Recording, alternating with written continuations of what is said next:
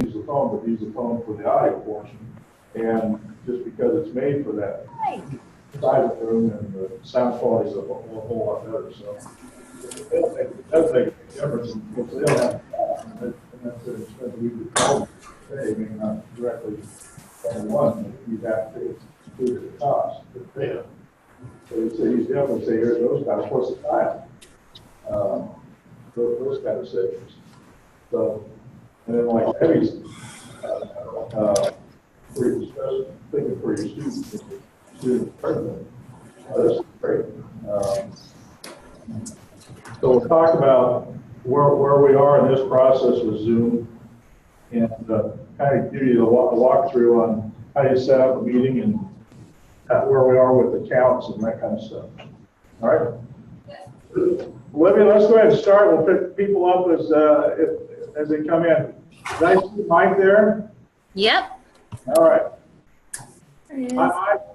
Hi, Bruce. How you doing? Oh, still able to take nourishment. That's Always hungry. good. That's good. Food and knowledge.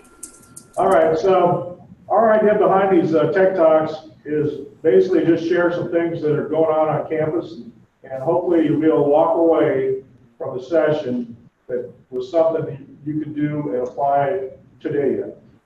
So we're talking about Zoom today, and our tease was, how could you use it? Well, maybe you have an outside expert. You looked at according to Hawkeye this morning, there was a class where they interviewed a poet through Skype.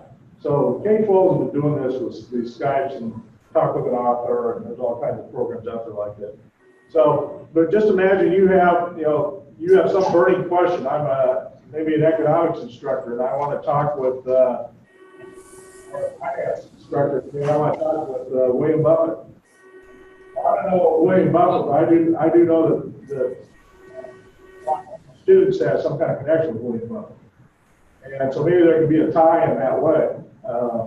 So maybe not William Buffett, maybe even William Buffett, but there might be some way to get that expert to your class without having to go to great expense and great time to get them there. And Zoom is one of those possibilities. Or imagine you're out, you got you want to be able to participate in a field trip from an area where you are with somebody back here in the class.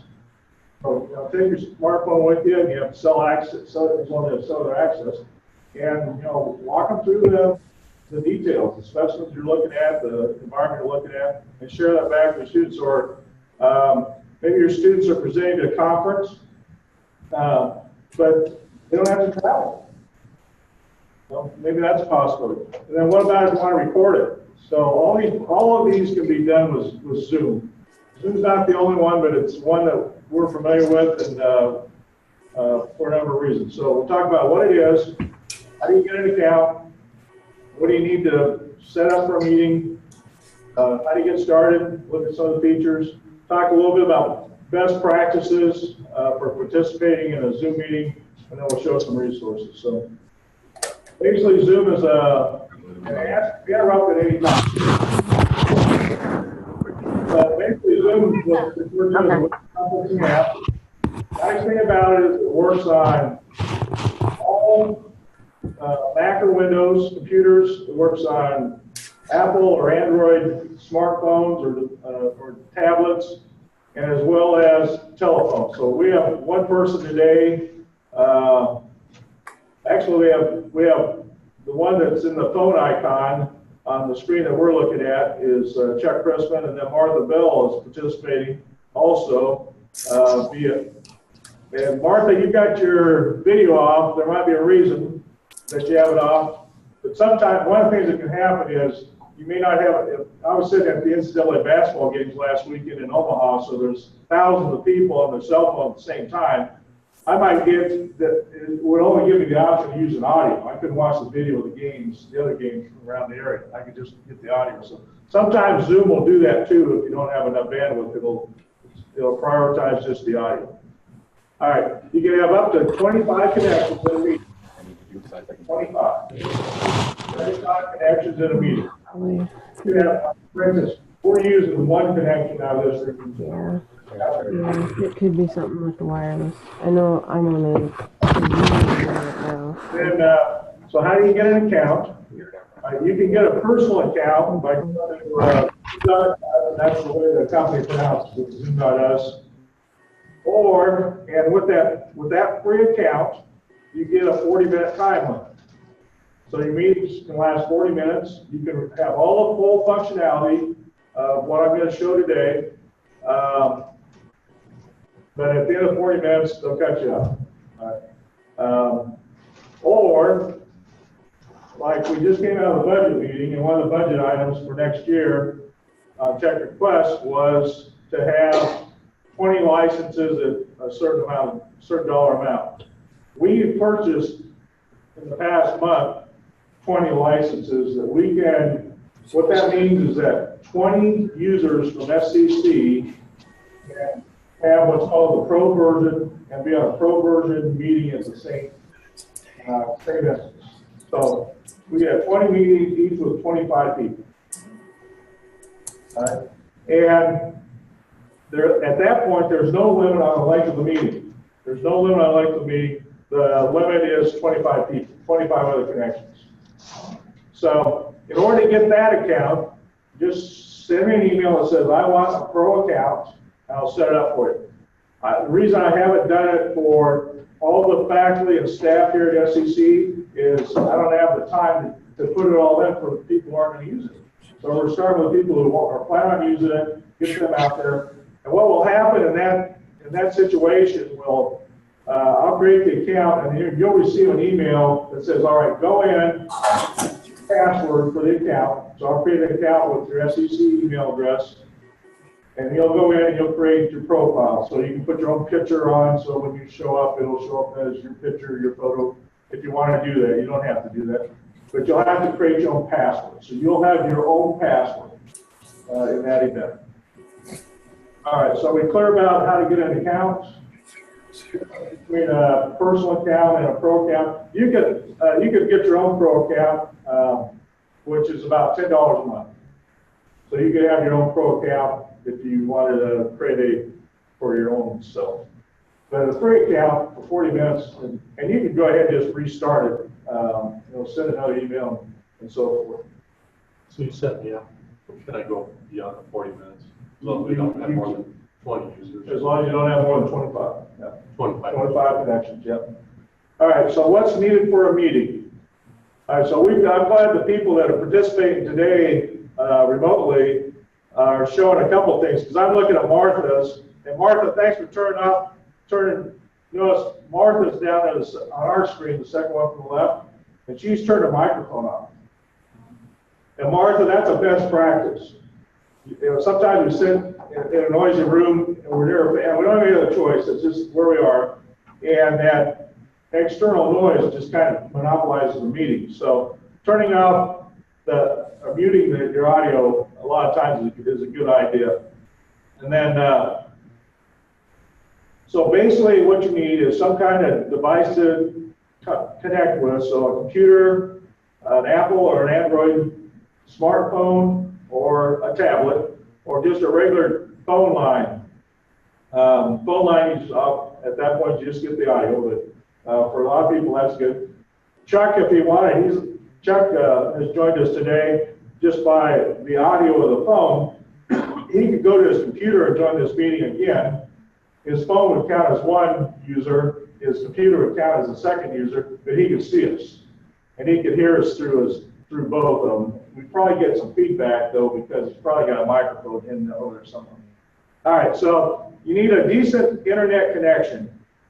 One of the first times we did this with the Iowa Community College Online Consortium, one of their consultants, as she joined the meeting, we're not seeing her. We hear her voice, but we don't see her. And we see the ocean and the sand and people surfing, people playing volleyball in the sand out in San Diego. And then she turns the camera to herself. And that's where she was joining the meeting. She was on vacation, but she didn't want to miss this meeting. Yeah, that was only going to take 15 minutes. But she had to have a decent enough internet connection. Now, what that speed is, it varies, but a decent internet connection. And if not, it may just, tailor it down so that you're only gonna get the audio portion. So you need a microphone, you need a speaker, so you need some way to speak, to participate, or a speaker. For instance, the notes I run up here, the people on telephone aren't gonna be able to see those. All right, we'll post those to the blog when we're done. A webcam's helpful, and then you need the Zoom app. So if you're gonna participate by a computing device, you need the Zoom app. And one of the nice things about it is in addition to the Zoom app being free, you don't have to call IT to install it. You can install this on your computer. It's an applet, and you can install it yourself on your computer. You don't have to have administrative password installed. So that's kind of a nice thing about it. It's free. The app is free. There is an app for the smartphone and as well in the tablets. All right. So that makes sense about what we need as far as equipment. All right. So to get started, I can't. The problem is I can't go through Zoom to walk through these details. So I kind of have to describe them, and then I've taken some screenshots. If I try to go through the details, I would have to lose the session and show you how to come back in, and we lose the people who joined us remotely. So basically what Can you share a desktop? you can share a desktop, yeah. And that's what, in fact, that's what I'm doing right now. We have two computers on in this room. One is a big classroom size monitor, and then I'm on my laptop. So I've joined the meeting from my laptop, and I'm playing these notes that you're seeing move around where it says getting started with Zoom at this point. So some of the basic functions that you're going to go through, you may schedule a meeting. So, Zoom account, you can schedule the meeting, and we'll look into that as well. You can join a meeting. You don't have to have a Zoom account to join a meeting. You know the date, the time, and then the meeting ID. What is the meeting ID? It'll be a 9 or a 10-digit code. All right. And then basically, once you're in a meeting, if you set up the meeting, kind of like Olivia and I did here, then you want to make sure that you start your meeting. So scheduling the meeting doesn't really start it. As you went through the scheduling process, you set up a time. Now, Libby, I'm trying to think, we may come back to it, maybe it'll come to me. I haven't come up with a way that you could actually go, short of doing a short video clip and playing that, how we can go through and how you actually fill out the form for a meeting. Yeah, I'm kind of checking. I think you're right. I was thinking you could show that through one of these other computers logging in with a different account, but I don't think it's going to happen because those controls don't show up on the screen. Well, Bruce, if you share your computer right now, And I'm doing that. That's what you're seeing up there. but are you sharing it to all participants? Yep. Can't you minimize that and then just go out to Zoom and schedule a different Zoom meeting? I don't think it'll do it. Because I'm using the Zoom app already on this computer. I can only be in one meeting using the Zoom app. I think, let me share my screen and show you what this looks like. Okay, in order to do that, I have to, only one person can share at a time, so I can stop my share. Let me know when you're ready to share, and I'll jump off. Okay, almost. There. Okay, so you see my screen? Yeah, we can see your screen. So this is kind of what our Zoom app looks like. So let's see, if I click schedule, this is what Bruce was talking about. That's what I need you to do. Thank you. Yeah. And so it's really pretty straightforward. You know, you give your meeting a name, and you set the day and the time.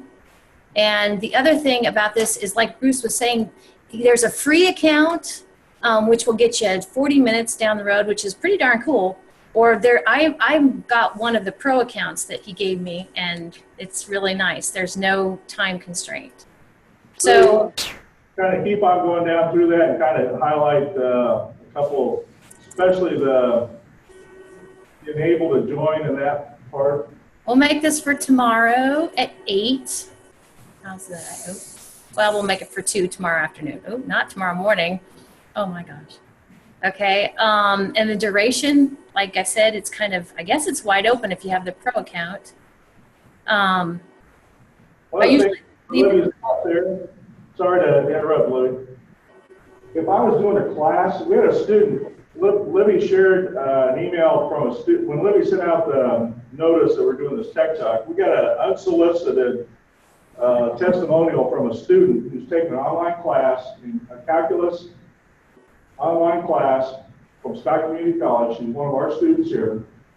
And the instructor at Scott Community College uses Zoom and allows the students to zoom into the class live. It's an online class. If they want to go live, they can go join Zoom at the date, time. And when if that instructor was scheduling that class, notice up there under time zone, it says duration time zone, there's a checkbox that says recurring. That class is going to meet the same date and time all the time. So you could do it as a recurring meeting. Okay. Okay, so down here, I usually don't require a password, but I guess you could lock it down. Good. And I like enabling in case I'm running late. If somebody has the code for the meeting, they just click on it and everybody can join ahead of me. This one right here, this actually, once you have an account, you get this, like I think Bruce was saying, you get this, 10-digit code. And if you want all of your meetings to have the same ID, you can click on that. If this is deselected, every time you start a meeting, it'll have a different welcome number.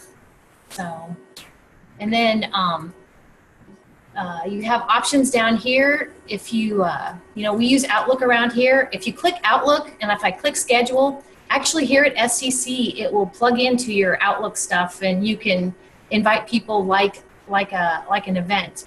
I've chosen not to invite people like that around here because then they feel like they have to accept or reject or something. So, but I'm going to go ahead and click schedule, and you'll see the options, hopefully. You want to click back on there to, I guess we're in it. Libby, before you keep going, I need to do something on my screen so that, I guess it's on this. I'll get these people out of the way. I think it's going to stall out here because I'm not hardwired into the network. Yeah, I'm just kind of. But the point is the appointment would just show up in Microsoft Outlook. Right. It will. Libby, can you click? All right, so on the screen, there's the 3 big squares up there, back to meeting, schedule, join. But down below, there's some icons that say home, meetings, contacts, and chats. Mm-hmm. Can you click on meetings now to show where the meeting that you just scheduled will show up at? So now she's got a recurring meeting. It's in her list of meetings. And I could, if I want to send it to somebody, if I click copy, it actually, I think it's the automatic copy paste, and I can paste it, send it to somebody, and that little ID will get them into the meeting. Yep. So it'll send them when you copy and paste that, you'll get an email with the link for the meeting. You just click on the link. Click on the link. It'll open up the Zoom app on the device that you're on, computer or whatever, or it'll list the phone number to call into. And if you don't have the Zoom app installed, it will run you through it'll take you to the Zoom website to install it. Does that look different than this one? Because that's both. No. The tablet versus. Right. That's So my. on the iPads and the tablets, since they're kind of a reduced feature set, they won't have all the controls. They won't have all the controls. So, but the same basic idea of scheduling a meeting, you can schedule a meeting from the iPad. You can join a meeting from the iPad. You can share on the iPad. You can share some information, but you can't share your desktop. You can share files. So if you have a PDF, You could share a PDF so they can see it at their websites. You can use the laptop, something with a webcam, or you can use a phone. We had- So Libby is showing us her meetings, so down below meetings is highlighted. She's showing her meetings, she's got her upcoming meetings that we looked at, and then she's got her recorded meetings.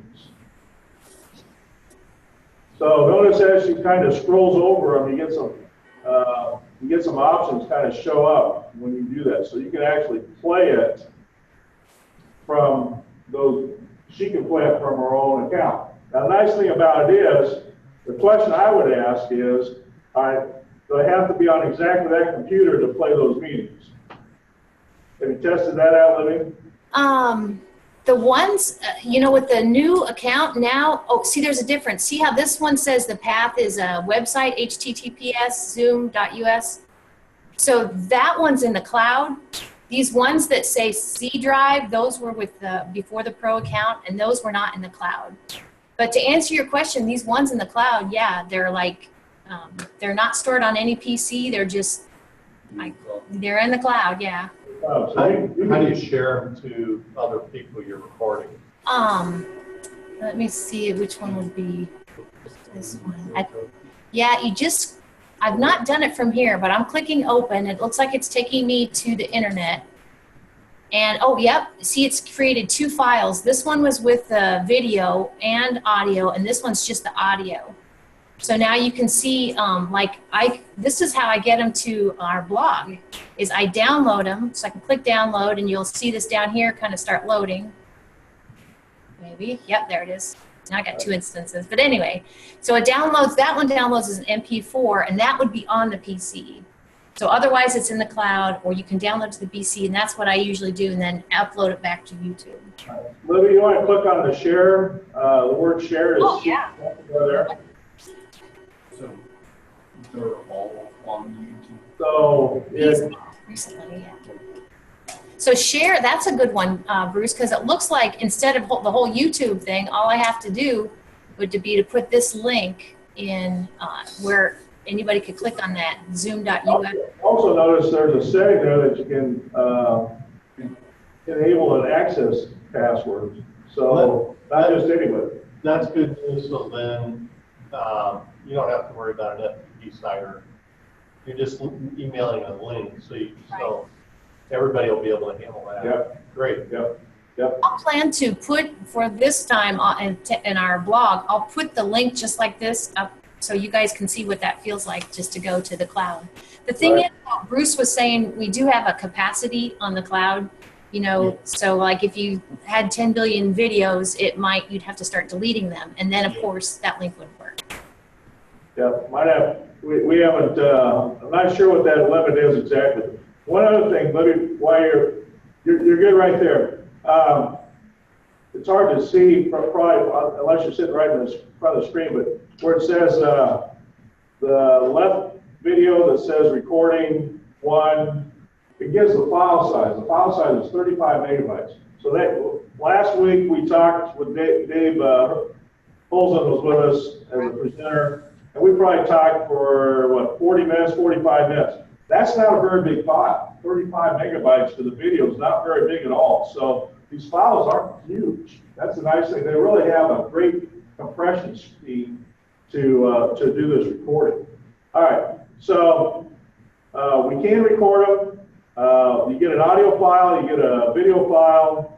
If you select to save the file in the cloud, it will save it up there. If you don't select the cloud and you record it, it will save it on a local machine. And then you can put it any place you want. The nice thing about it is you have those kind of controls. And that's some of the other the other free, or where you pay a little bit more for more services, more features. Some of those other services, you don't have control where that video ends up. It goes on their stuff, and you don't have any choice. This gives you total control of where it goes. You can have it on your own device. You put it up there in the cloud because you said you want it up there. So you have those kind of controls. Let me keep going. So yeah, the meeting ID is right over here. That's that 236-208-914. So this is really slick. This is like a little different interface than when you saw me enter it. This is the online, and that was like the app. So I don't know what else to say.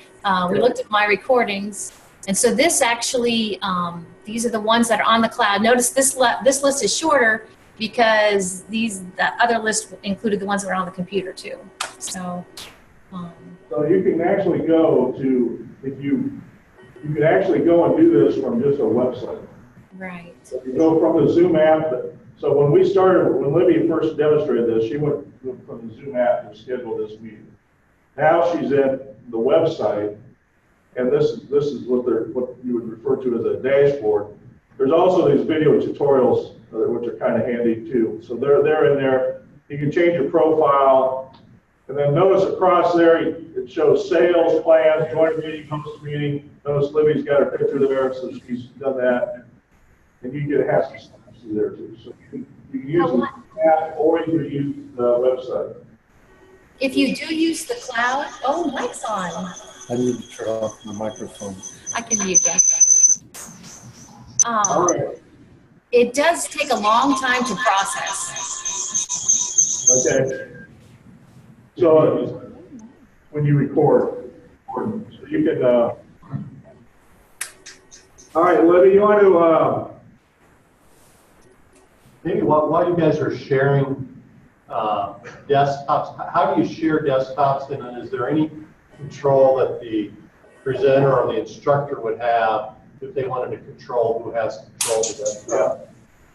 so, I'm going to ask you to look on mine here, you can see that. So down here at the bottom, these controls don't display up there.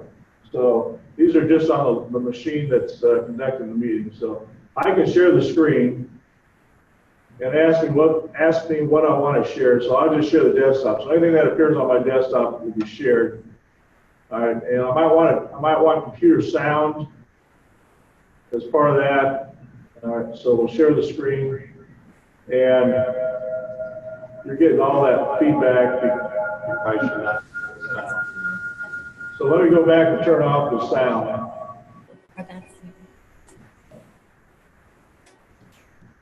So I'll go back and oops. Bear with me, sorry. All right, so it's gone. I thought Do you have I'm going to turn the audio off. All right. Can you hear us, Libby? yes.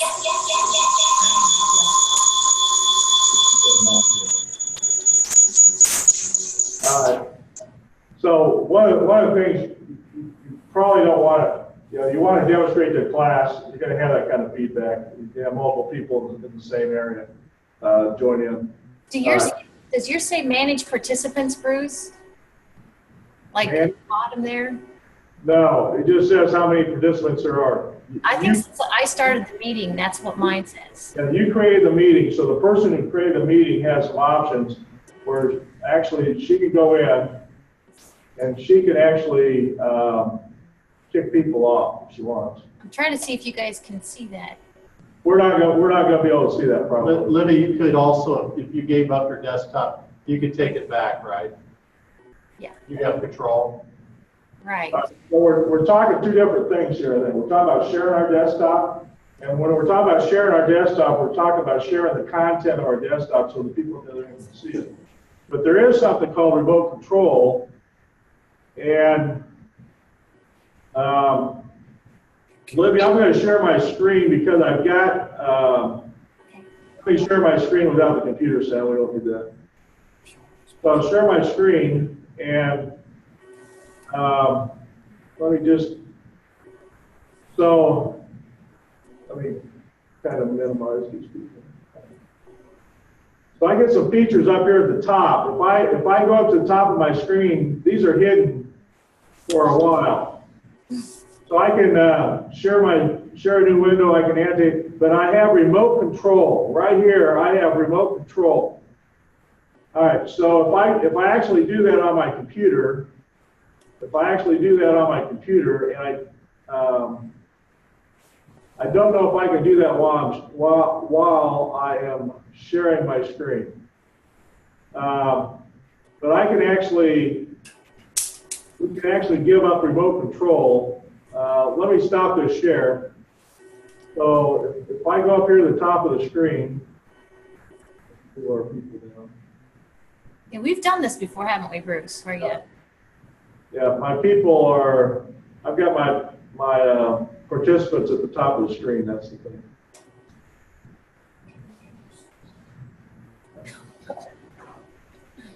There's different ways I can move that around also. So. But did you see that little smiley face I made on you?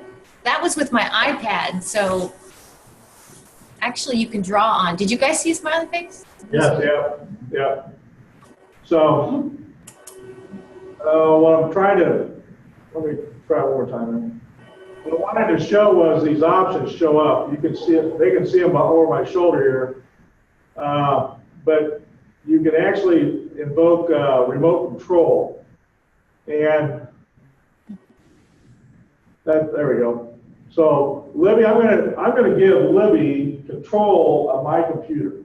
Now just think what this can do. Mom and Dad, you are the tech person for your mom and dad's computer. Alan installs it on both computers. Oh my gosh, is that you? It's hard to talk them through it. Sometimes it's hard to talk through it. So I get a message that says, Libby Stice wants remote control of my shared content. All right, I'm gonna say go for it. I'm going to put my hands on. All right, go for it, Libby. Click to start the mouse. All right, so she's reading what Rex is getting on her screen. So what can't I break? Oh, you'll be fine. You'll be fine. All right, so she is now controlling my screen. That's neat. I don't want to break anything. Yeah. Ah, we're hearing Apple comments over here. So she can go open up an application called Evernote. You can go out and click anywhere. Come in. And Lisa's joined us here. So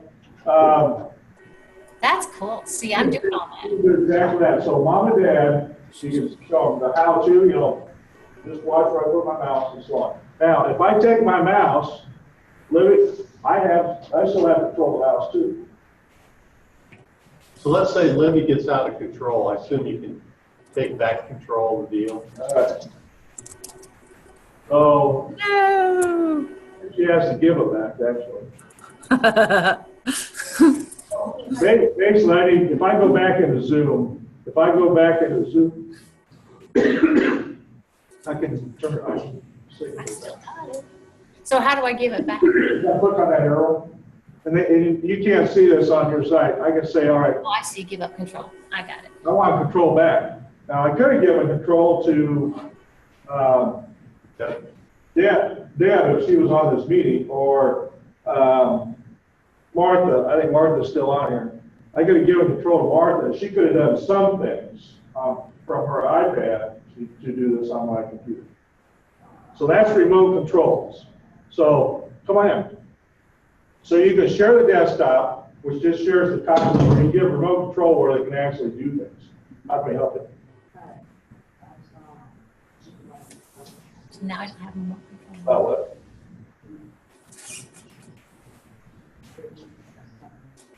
What time? 12:30. 5:04. Who was it, the email from? From who? Oh, civil. So see if you can write on. You know what the Success Center is, right? You've been there? Want me to take a look? Okay. All right. Okay. So you can share your desktop. That's what you're seeing now. So I'm back on the Zoom meeting. You're seeing the desktop. If I switch between apps, and it's the same on Mac or Windows.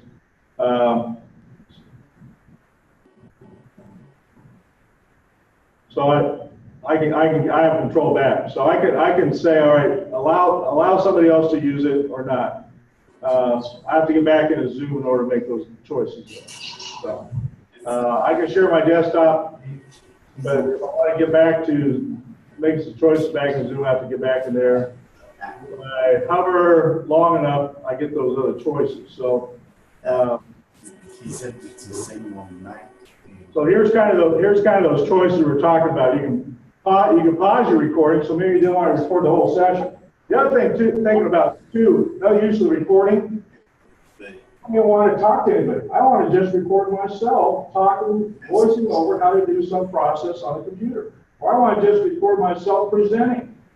You need to do that and just record yourself. You have to start your meeting and hit record, and you've got your own recording. Free software. You don't need a page that costs $125 a license. Okay?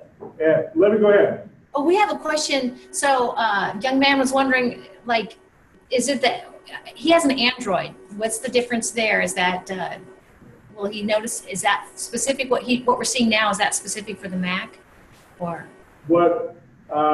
Yes, I think the Zoom app that shows up on Android or iPad will look just a little bit different. It's easier, right? I don't know about easier or harder. Those are words I try to stay away from because it's all a matter of experience. I took Psych 101 I can still remember the instructor's name. One of his first things that hit me upside the head was there's in the world of psychology, there is no term, they never use the term common sense. Because it's all about a person's experience is what common sense comes down to. And so those are three phrases I seldom use: easy, hard, difficult. It's all about experience. Common sense is another one. I don't have any, I guess. All right, but there are also some other options where you can manage participants. You can chat.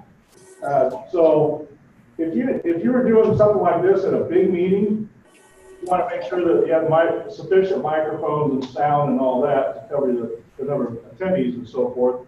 But you can also have a chat. So maybe instead of being interrupted as you're presenting, have them do a chat, encourage them to do a chat and put their questions in the chat. And then also have somebody that's at the facility moderating the chat. So the moderator could actually respond to the questions. Stop your presentation about every 5 or 10 minutes. Go over those questions, share those questions with the audience. To clarify it, and even if I was doing this in a class, I would be willing to have that chat feature turned on and have students chat with a purpose.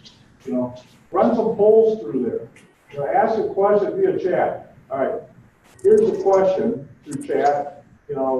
Is the sky blue, green, or purple today? Something to get some interaction with your audience and see are they following what we're talking about.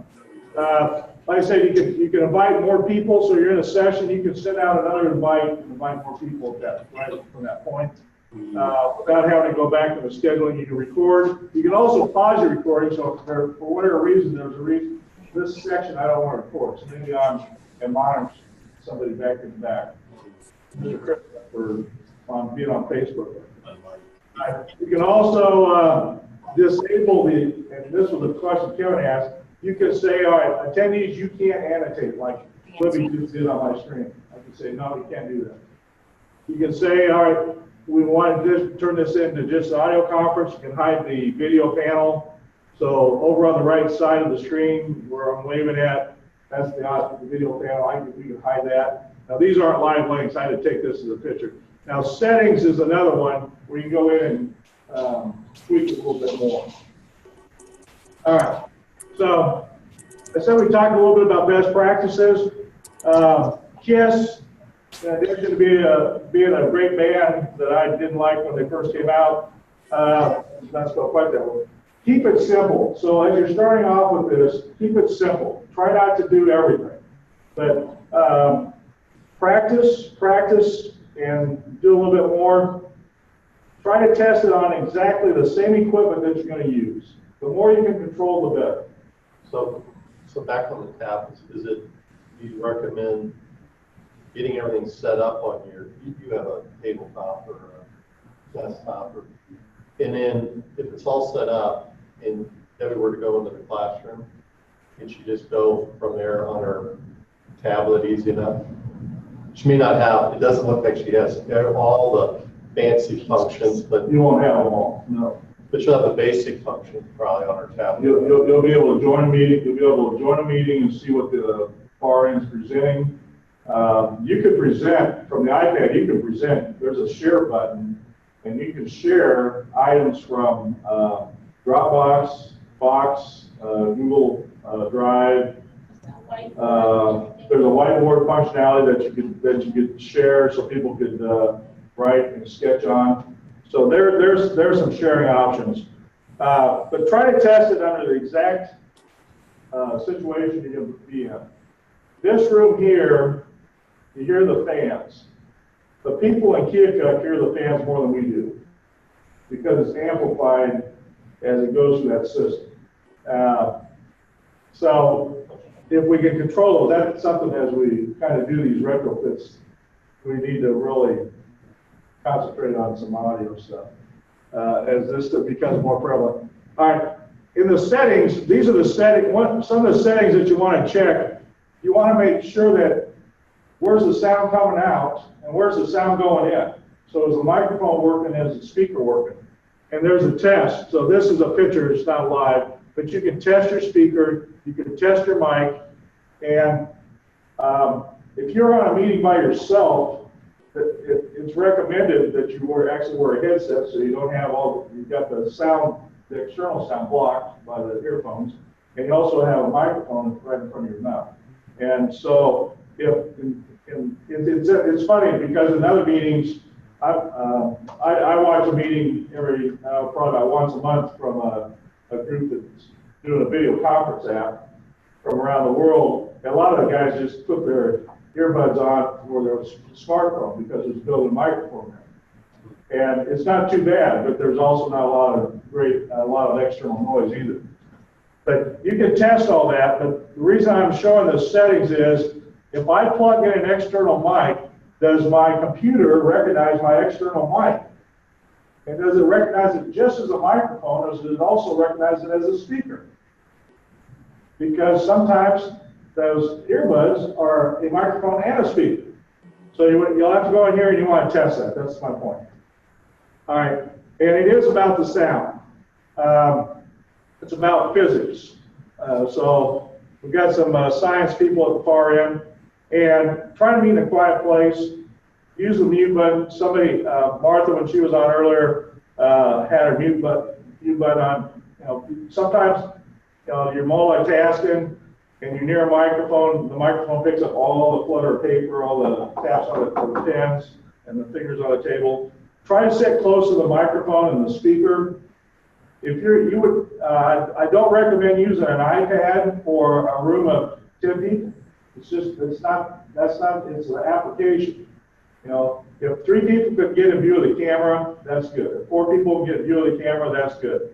If they're not in view of the camera, then it's not the right application.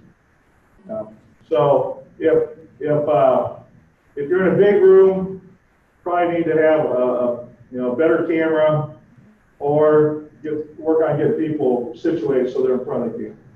Can this hook up with that little adaptation that Mark gave you the other day? To the projector, yep. And that would work Yep. together?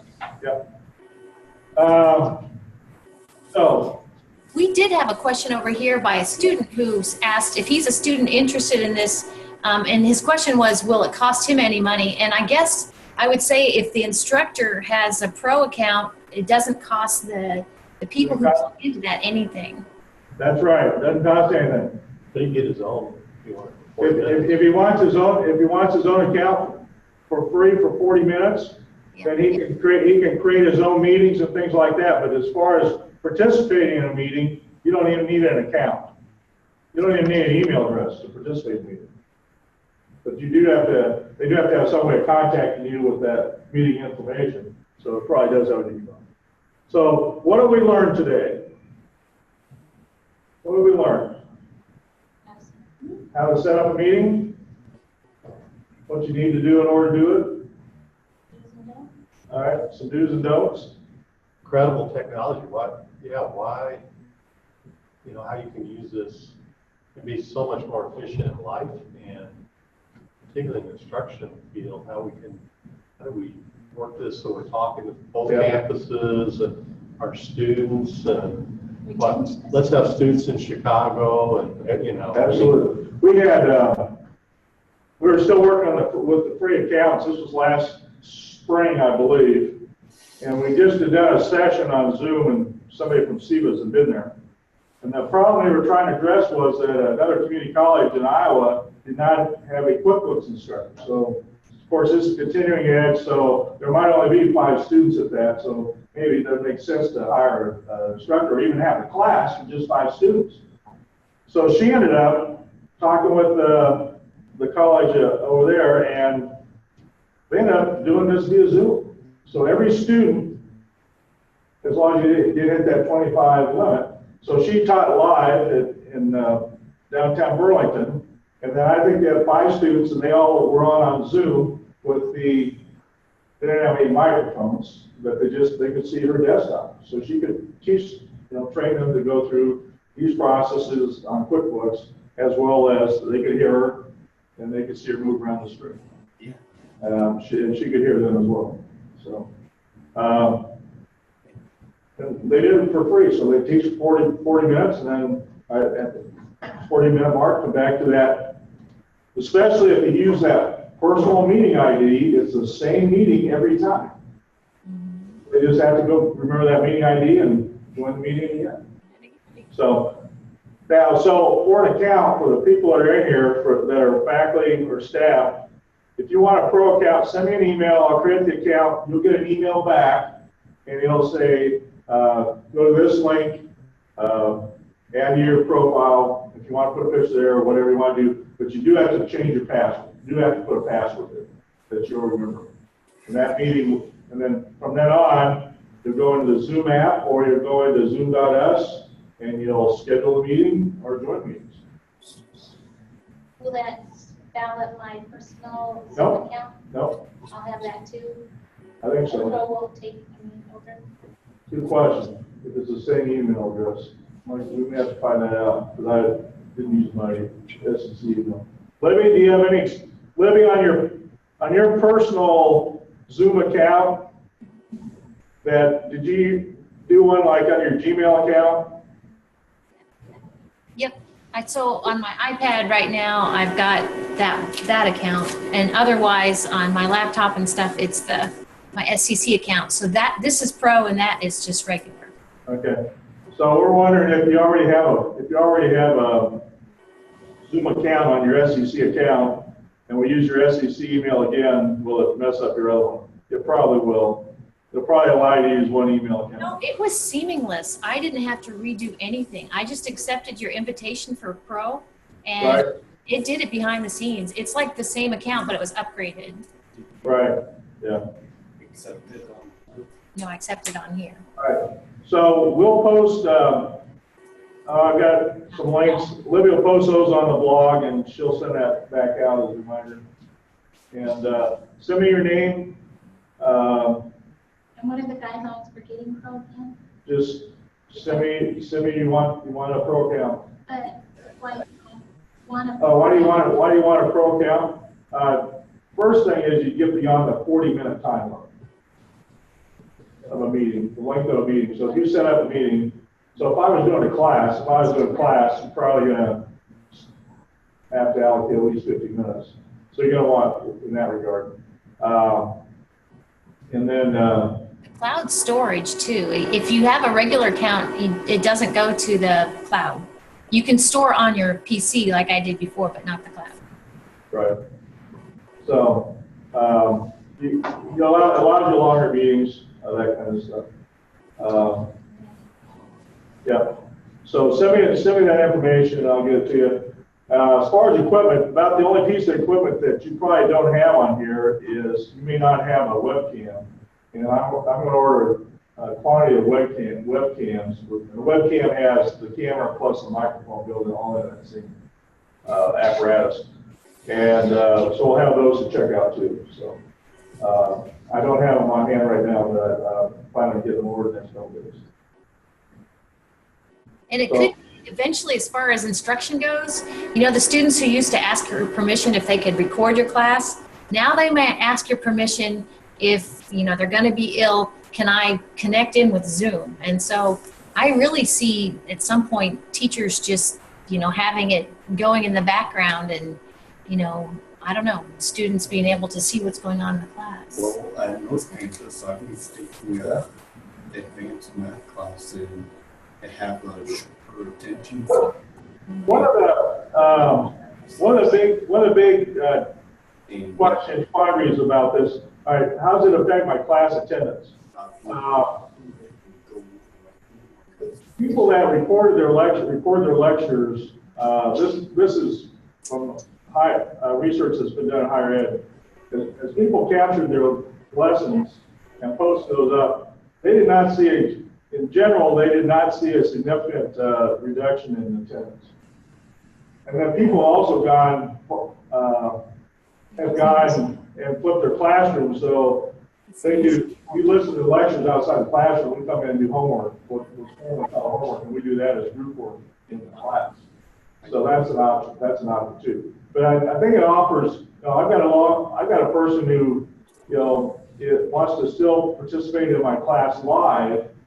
And the question I have is, what's the goal of them being in class? Is it to learn, or is it to have a social event? If it's to learn, can I do that remotely? We do online classes. And that's the other part of it. That's what the person was doing with this at the Scott Community College was they were allowing the students, their online students, to participate in the class live with the class that was meeting live at Scott Community College. So a lot of options without a whole lot of setup.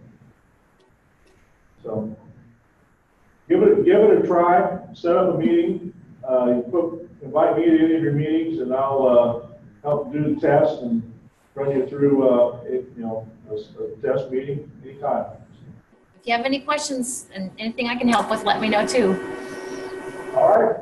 Thank you. Signing off for today. Thank everybody for coming, and hopefully you get something that you can use the next couple days. All right. Thank you. Thanks, Liddy.